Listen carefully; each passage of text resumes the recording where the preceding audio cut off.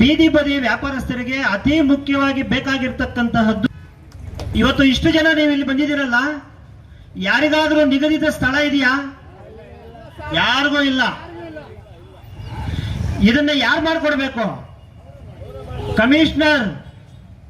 Commissioner ಮಾಡಬೇಕು. ಇವತ್ತು ಯಾರಾದ್ರೂ ಪ್ರಶ್ನೆ ಮಾಡ್ತಾ ಇದ್ದೀರಾ? ಇಷ್ಟೊತ್ತು ಹೇಳಿದ್ರೆ ನೋಡು, ಅವರು ರಸ್ತೆಗೆ ಸುಮಾರು 5-6 ಅಡಿ ಮುಂದೆ ಇದ್ದಾರೆ ಅಂತಂದ್ಬಿಟ್ಟು. ಯಾಕೆ ಅಂತಂದ್ರೆ ಮುನ್ಸಿಪಾಲಿಟಿಗೆ ಇವತ್ತು ಅದರಿಂದ ಲಂಚ ಹೋಗ್ತಾ ಇದೆ, ಭ್ರಷ್ಟಾಚಾರ.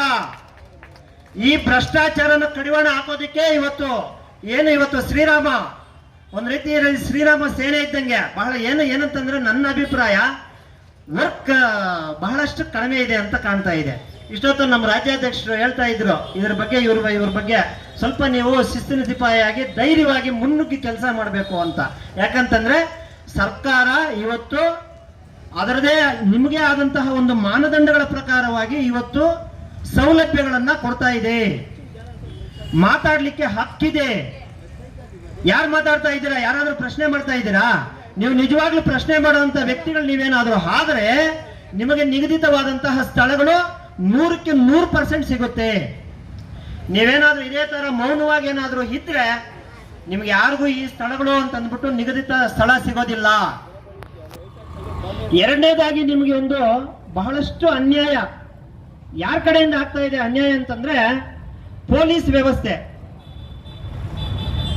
ನೋಡಿ, ನೀವು ಮಾಡ್ತಕ್ಕಂತಹದ್ದು ಏನೋ ಒಂದು 50 ರೂಪಾಯಿ, 100 ರೂಪಾಯಿ, ಇಲ್ಲ 200 ಇಲ್ಲ 1000 ಒಳಗಡೆ ಬಂಡವಾಳ ಹಾಕಿ ಪ್ರತಿ ಮನೆಗೂ ಕೂಡ ಕೈಗೆಟುಕುವಂತಹ ಒಂದು ಕೆಲಸವನ್ನ ನೀವು ಮಾಡ್ತಾ ಇದ್ದೀರಾ.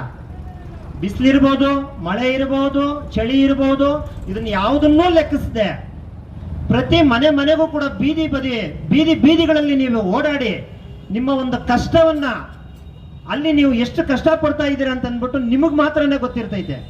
ಆದ್ರೆ ಪೊಲೀಸ್ ಅಪ್ನವ್ರಿಗೆ ಗೊತ್ತಾಗಲ್ಲ. ದಯವಿಟ್ಟು ಇದು ನೀವೆಲ್ಲರೂ ಕೂಡ ಅರ್ಥ ಮಾಡ್ಕೊಬೇಕು. ಯಾಕಂತಂದ್ರೆ ಪೊಲೀಸ್ ಬಗ್ಗೆ ಏನಾದ್ರೂ ಮಾತಾಡಬೇಕು ಅಂತಂದ್ರೆ ಬೇರೆಯವರು ಹಿಂಜರಿತಾರೆ. ಯಾಕೆ ಹಿಂಜರಿತಾರೆ ಅಂತಂದ್ರೆ ಏನ್ ಮಾಡ್ಬಿಡ್ತಾರೋ, ಯಾವ್ಯಾವ ಸೆಕ್ಷನ್ಗಳಲ್ಲಿ ನಮ್ಮನ್ನ ಕೇಸುಗಳು ಹಾಕ್ಬಿಟ್ಟು ಒಳಗಡೆ ಹಾಕ್ಬಿಡ್ತಾರೋ. ನಮ್ಗೆ ಯಾಕಪ್ಪ ಬೇಕು? ಅವ್ರು ಕೇಳೋದು ಎಷ್ಟು? 20 ರಿಂದ 50 ರೂಪಾಯಿ. ಇದು ಯಾವ್ದಾದ್ರು ಕಾನೂನಲ್ಲಿ ಇದೆಯಾ? ಯಾವ ಕಾನೂನಲ್ಲಾದ್ರೂ ಇದೆಯಾ ಪೊಲೀಸ್ನವ್ರಿಗೆ ಲಂಚ ಕೊಡಬೇಕು ಅಂತ? ಲಂಚ ಮುಕ್ತರಾಗಿ ನೀವು ಏನಾದ್ರೂ ಮಾಡಬೇಕು ಅಂತಂದ್ರೆ ಅದು ನಮ್ಮ ಶ್ರೀರಾಮ ಇಲ್ಲಿಂದ ಆಚೆ ಇದನ್ನ ಕೈಗೆತ್ಕೊಬೇಕು. ನಿಜವಾಗ್ಲೂ ಕೂಡ ಇದು ಯಾಕೆ ಅಂತಂದ್ರೆ ನಿಮ್ಗೆ ಅದರಲ್ಲಿ ಸಿಗ್ತಕ್ಕಂಥ ಲಾಭ ಬೆಳಗ್ಗೆಯಿಂದ ಸಾಯಂಕಾಲದವರೆಗೂ ಕಷ್ಟಪಟ್ಟರು ಕೂಡ ಒಂದು 200-250 ರೂಪಾಯಿ ಅದು ಸಿಗೋದು ಬಹಳ ಕಷ್ಟ. ಅದು ನೀವು ತಂದಿರ್ತಕ್ಕಂತಹ ಪದಾರ್ಥಗಳಾಗಿರ್ಬೋದು, ತರಕಾರಿಗಳಾಗಿರ್ಬೋದು, ಅದು ಮಾರಾಟ ಆದ್ರೆ ನಿಮ್ಗೆ ತೃಪ್ತಿ. ಮಾರಾಟ ಆಗ್ಲಿಲ್ಲ ಅಂತಂದ್ರೆ ಅದು ಕೂಡ ನೀವು ಸಾಲ ಮಾಡ್ಕೊಂಡು ತಗೊಂಡ್ಬರ್ಬೇಕು. ಆದ್ರೆ ಸಾಲ ಮಾಡಿ ಯಾರನ್ನ ಸಾಕ್ತಾ ಇದ್ದೀರಾ? ನಗರಸಭೆ ಕರ ವಸೂಲಿಗಾರರಿಗೆ, ಪೊಲೀಸ್ ಅಪ್ನವ್ರಕ. ಇಷ್ಟೇ ನೀವು ಮಾಡ್ತಾ ಇರೋದು.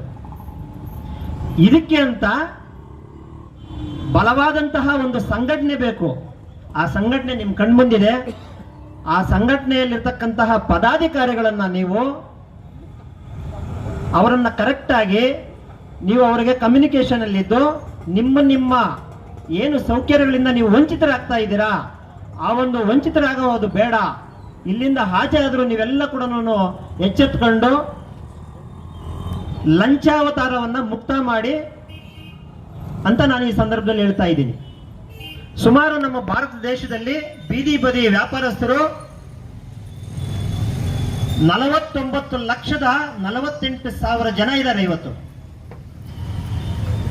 ಇಡೀ ನಮ್ಮ ಭಾರತ ದೇಶದಲ್ಲಿ ನಮಗ್ ಬಂದಿರತಕ್ಕಂತ ಮಾಹಿತಿ ಜನ ಕೂಡ ಒಂದು ವೇದಿಕೆಗೆ ಸೇರಿ ನೀವೇನಾದ್ರೂ ಈ ಭ್ರಷ್ಟಾಚಾರದ ಬಗ್ಗೆ ಏನಾದ್ರೂ ವಾಯ್ಸ್ ಮಾಡಿದ್ರೆ ನಿಮ್ಮ ವಾಯ್ಸ್ಗೆ ತಟ್ಕೊಳ್ಳೋ ಅಂತ ಶಕ್ತಿ ಭ್ರಷ್ಟಾಚಾರಿಗಳಿಗಿರಲ್ಲ. ಈ ಕೆಲಸವನ್ನ ನೀವು ಮಾಡ್ತೀರಾ ಅಂತ ಅಂದ್ಬಿಟ್ಟು ನಾನು ಈ ಸಂದರ್ಭದಲ್ಲಿ ಹೇಳೋದಕ್ಕೆ ಇಷ್ಟಪಡ್ತಾ ಇದ್ದೀನಿ.